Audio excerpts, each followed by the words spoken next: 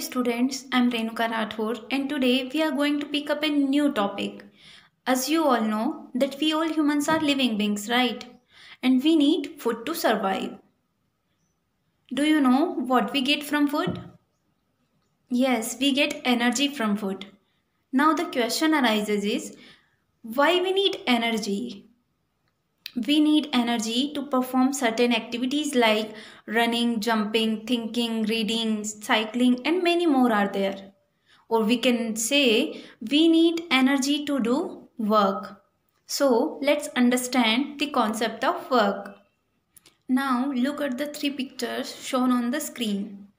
Over here, in first picture, children are playing, and in second picture, children are running, and in the third one, children are jumping. So, by observing given figures, we can normally say that in all the three cases, children are working. But there is a difference in the way we use the term work in our day-to-day life and the way we use it in science. Now, obviously, playing, running, jumping are certain activities which makes us physically and mentally exhausted. Then why physics does not consider these activities as work? So let us find out how does physics define work. To make this point clear, let us consider two situations. Suppose that you are trying hard to push a huge rock. Let us say that the rock does not move despite of all the efforts. You get completely exhausted. But according to physics, you have not done any work as there is no displacement of the rock. Another one is suppose that a girl pulls a trolley and the trolley moves through a distance. The girl has exerted force on the trolley and it is displaced. Therefore, we can say that work is done in this situation. By observing these two situations, we can say that work is defined as the force acting upon an object to cause a displacement.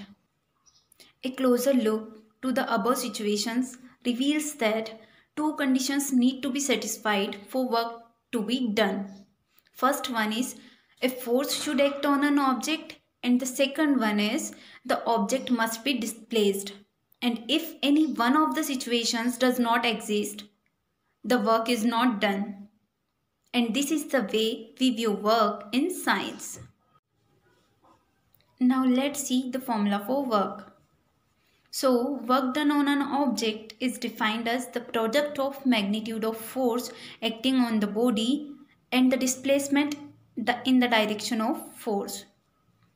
Mathematically, the above statement can be written as W is equal to F into D, where W is equal to work done, F is force, and D is the displacement caused by the force.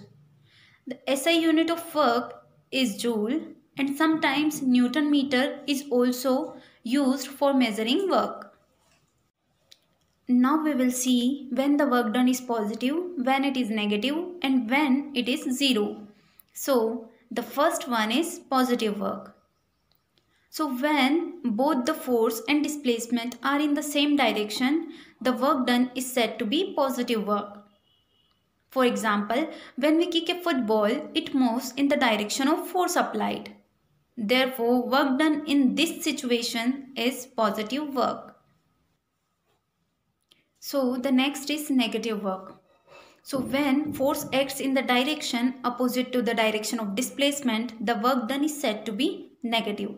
For example, work done by a frictional force on a rolling football to decrease its motion is an example of negative work done, as the direction of frictional force is acting on the ball is opposite to the direction of football's motion. And the last is zero work done. So if the force and displacement acts at an angle of 90 degree, the work done is said to be zero. For example, if we hold an object and walk, the force acts in the downward direction and the displacement acts in the forward direction. Since the angle between both force and displacement is 90 degree, the work done is said to be zero. So today in this video we have discussed about the scientific conception of work. Then we have seen the formula and the unit of work. In addition, we have also seen when the work done is positive, negative, and zero. I hope you all understood the concept of scientific work. Thank you.